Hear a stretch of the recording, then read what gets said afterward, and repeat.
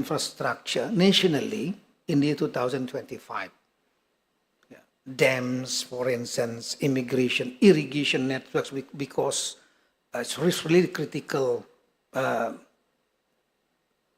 to fulfill our ambitions to have a self-dependence in terms of the food security, food resilience, flood control, then groundwater irrigation wells, for instance, in Nusa Tenggara Timur, Eastern Nusa Tenggara, where water wells is really important from underground water. Again, road infrastructure, apart from water, housing for settlements, and also some strategic infrastructure being targeted in the year 2025 to be built up.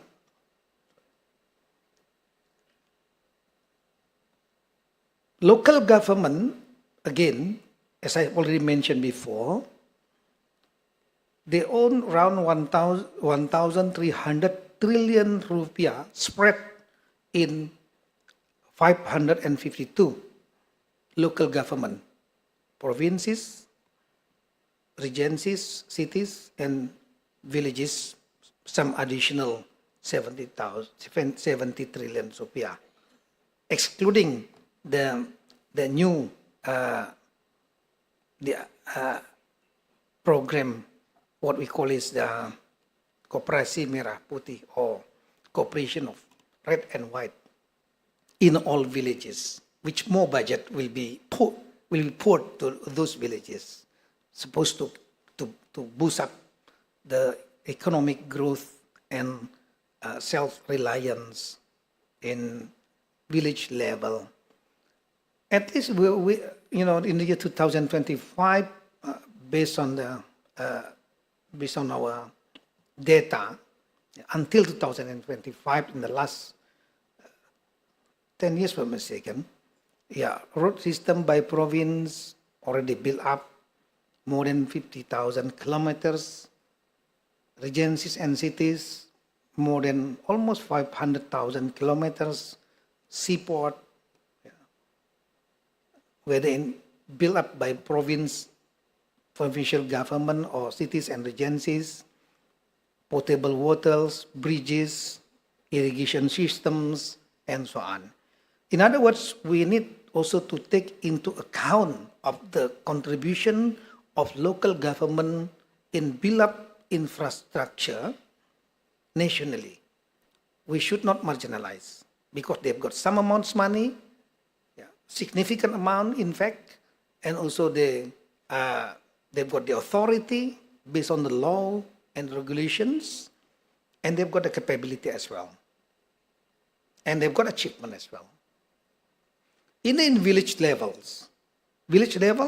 since 2000, as already pointed out earlier, that villages, we have got around 75,000. Since 2015, government already transferred and allocated quite significant amount of money, some 70 trillion rupiah per annum, to all villages. So more or less between 800 million to around 3 billion rupiah. So, in fact, in reality, they're already successful in building such as the village roads, more than 33,000 kilometers. Bridges in the village is small, of course, right? Village market, for instance. Boat mooring, particularly for fishermen. Reservoir, small reservoir, what we call is embung in Indonesia. Soil retention, sport facilities, particularly for young generation, clean water, etc. As you can share my presentation, but that's the details. I just want to show you that villages also taking part in and critical in boosting our economy and improve the welfare of our people. What's the amount of money allocated by local government in the year 2025 to build infrastructure out of 1,399 trillion rupiah, equivalent to 87 billion US dollar. So around 28%, 28 to 29%. So it's actually outnumber the figure of for education. Education 20%. Health compulsory 10%. You can go beyond that, of course, for every head of local government. But for building infrastructure, reaching 28.8% or around 403 trillion rupiah in altogether, province, regencies, and cities, equivalent around 25 billion rupiah. That's not a small amount of money. It's quite significant amount of money. You can see also from the screen, the chart below, the bar chart over there, showing the provinces, regencies, cities in total, how much money allocated. Then in fact, the biggest one is, the amount of the budget from all regencies. Of course, because regencies consisting of around 416.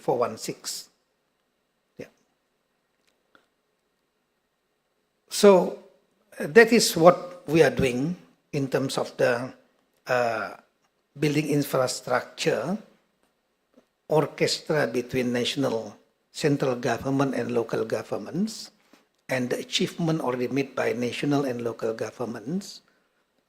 All local government from all levels, province, regencies, cities, districts, sub-district to villages level. They're all taking part and playing significant role to contribute. This is the price we have to pay once we already implementing what we call is local autonomy with, of course, local election as well.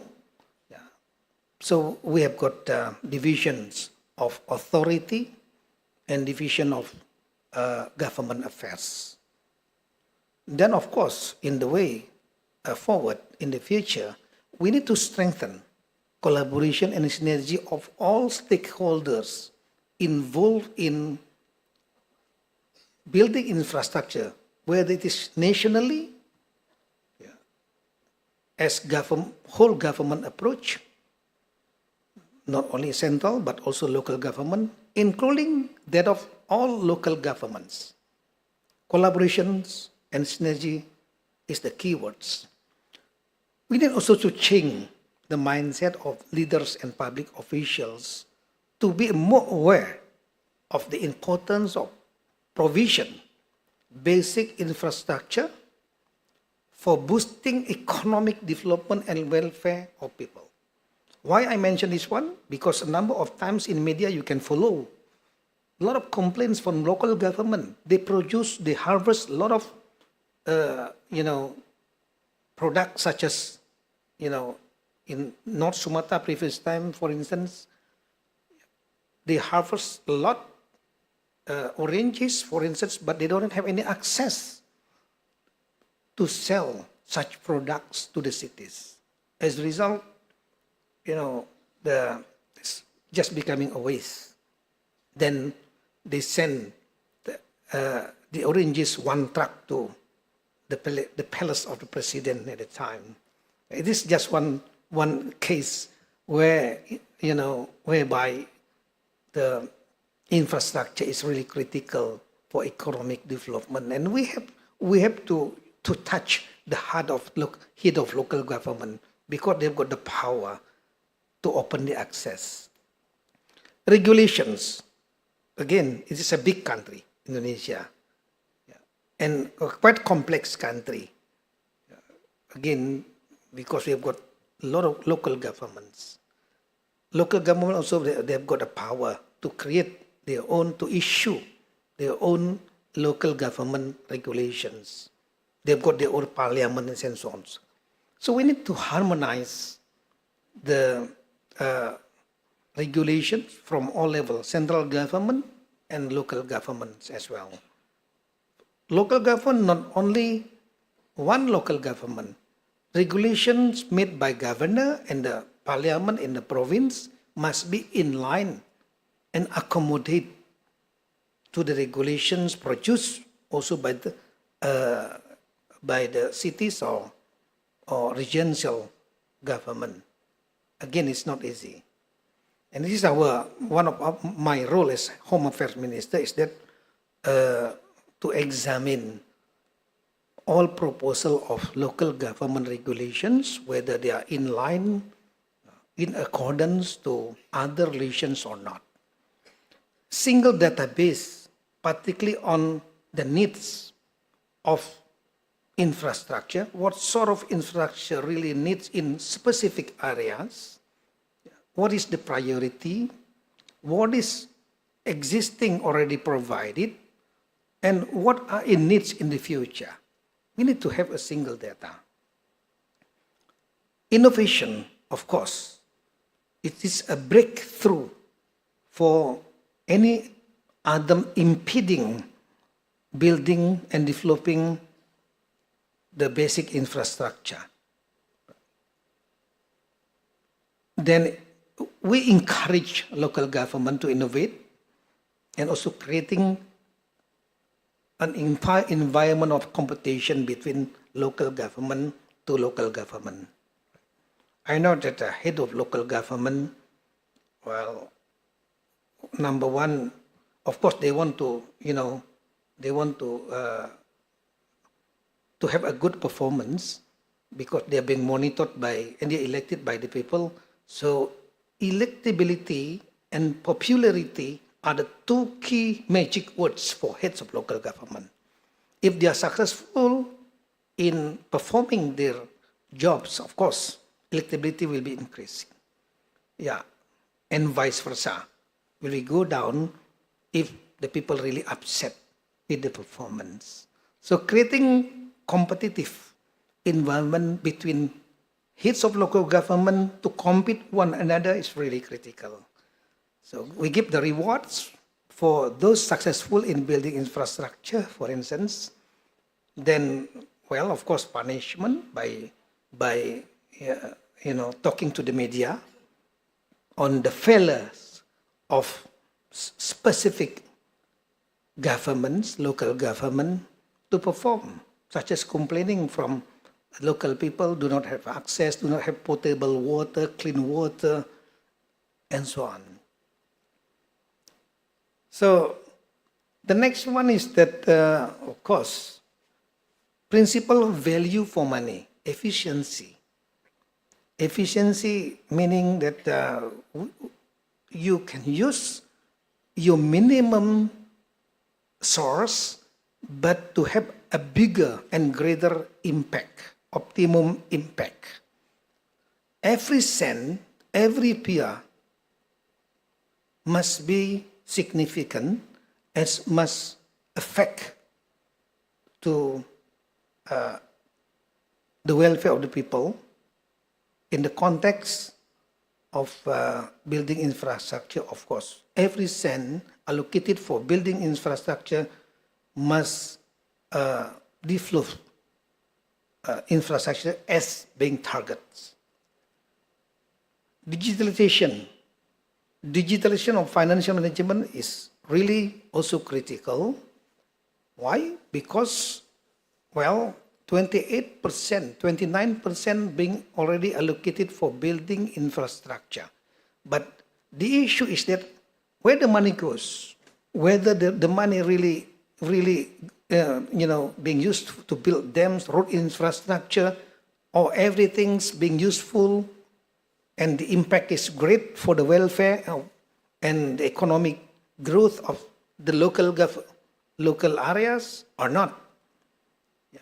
So digitalizations, we create also the, in my office, what we call is SIPD, Sistem Informasi Pemerintahan Daerah, information system for local government, in which we can monitor how much money now in the hands of local government, how money being saved in the banks, how much money being used for procurement of building infrastructure, and so on and so on. Again, it's very important for efficiency. Implementing green, of course, green development. So we suppose that building infrastructure, not only building, providing access per se, but also considering what the problem, global problem today is, that the climate change, green energy, green environment, not just destroying to build bridge or roads, but also thinking about the sustainability of our green, our climate, and so on. And finally, of course, learning best practices and innovation from other government. We do not hesitate. We do not forbid any local government to learn from another local government. And a lot of example. I'm quite happy and very happy if I see one head of local government, one bupati going to another bupati who is really successful in doing innovations, say like building irrigations, making happy for the farmers, and production is increased because of such irrigation being built. So I encourage them to learn from one another, from one level to another level, even from from provincial government, learning from the village level. Such as in Bali, they've got the one clean. I forgot the name of the village in Bali. One of the cleanest and good infrastructure in the village in Bali. So I told them, not only village, other villages can learn from this village. Other cities and regencies and even governors can learn from the head of the village over there. Learning one another. But of course, we need also learning as a global, being part of the global players, Indonesia. We encourage also head of local governments to see what's going on, innovation in other part of the world. We learn from more advanced country. We learn from innovations such as being, televised or being informed by social media or conventional media, and go over there to see what's going on over there, what sort of innovation, whether it can be used or not, and being adapted based on the local characteristic of Indonesia. And last but not least, that do not forget that Indonesia is not, again, it's a vast country. Our land, our topography, our geography is really unique and really complex. We have got modern city like Jakarta, of course, and Bandung, right? And we have got one of the densest, most populated island in the world, which is Java. 150 millions in one small island, just smaller than that of the Great Britain, with 60 million in Great Britain. So we have got 150 millions. You see that how the complexity during the ritual of Idul Fitri, Hari Raya, for instance. You have got a high mass mobility. It's not easy to arrange.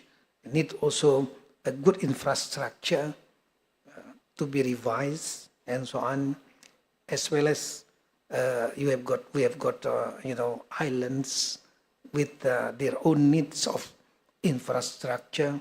Then remote area in the mountains, such as in Papua, in the forest, and the remote and isolated areas, they need more specific infrastructure. We need to be considered and to be taken into account to make an issue the policy that will impact the welfare of the people. So again, I would like to thank you very much indeed for being invited and to speak and share my view on the building infrastructure from the perspective of the role of local government in which I'm supervising and overseeing. I thank you very much indeed. I really respect and my highest appreciation to Minister, Coordinating Minister Agus Yudhoyono, then of course the entire Coordinating Minister of Infrastructure and Regional Development. I thank you very much indeed. Thank you. Thank you very much, Your Excellency, for the insightful and valuable remarks. We do hope we learn a lot from your experiences, and also we had the roadmap coming forward as well, going forward for Indonesia and what it takes for the cities of Indonesia to be more sustainable, resilient and future ready. Once again, thank you very much, Your Excellency. You may return to your seat.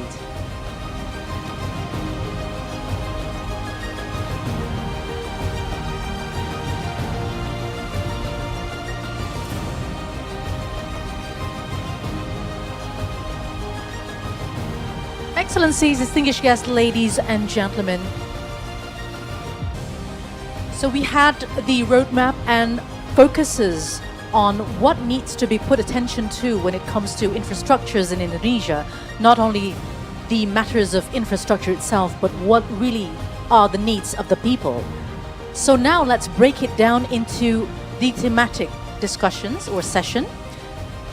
Connectivity, which is the backbone of modern societies, a catalyst for growth, access, and innovation. So on the theme, building a connected nation, expanding digital and telco infrastructure, we'll dig deeper into what it needs when it comes to connectivity infrastructure. So in this session, we will explore how Indonesia can accelerate digital infrastructure expansion from broadband and cloud to data centers and last mile connectivity to ensure equitable, affordable, and future-ready digital access.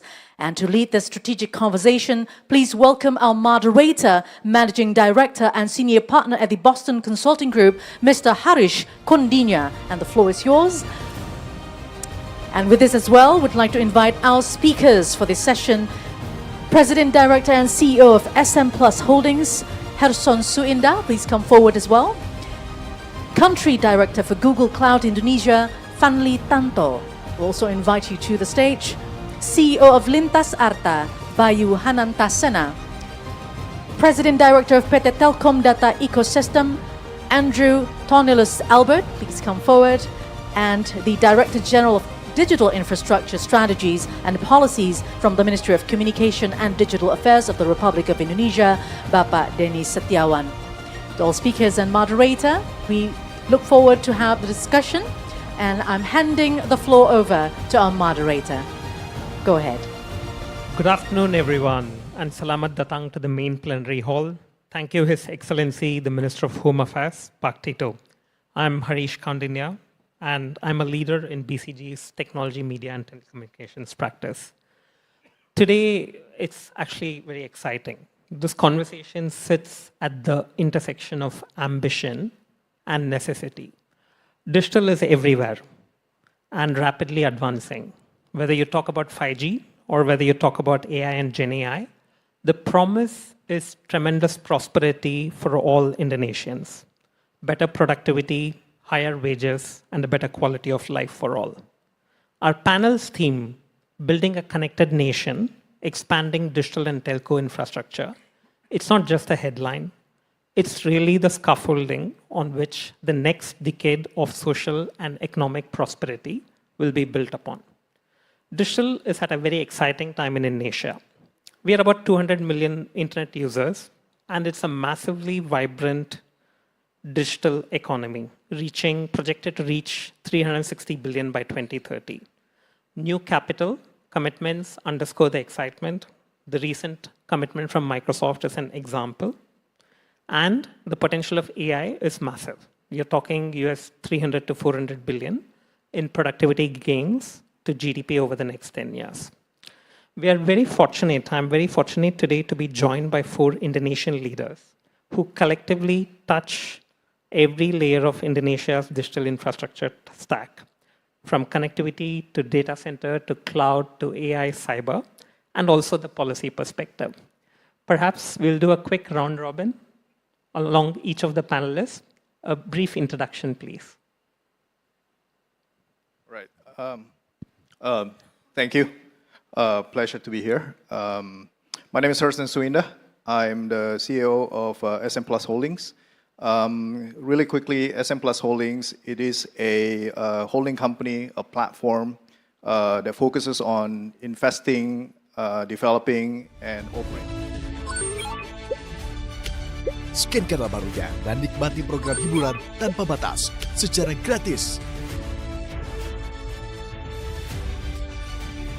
Ayo, deretan program menarik, siap menginspirasi dan berubah duniamu.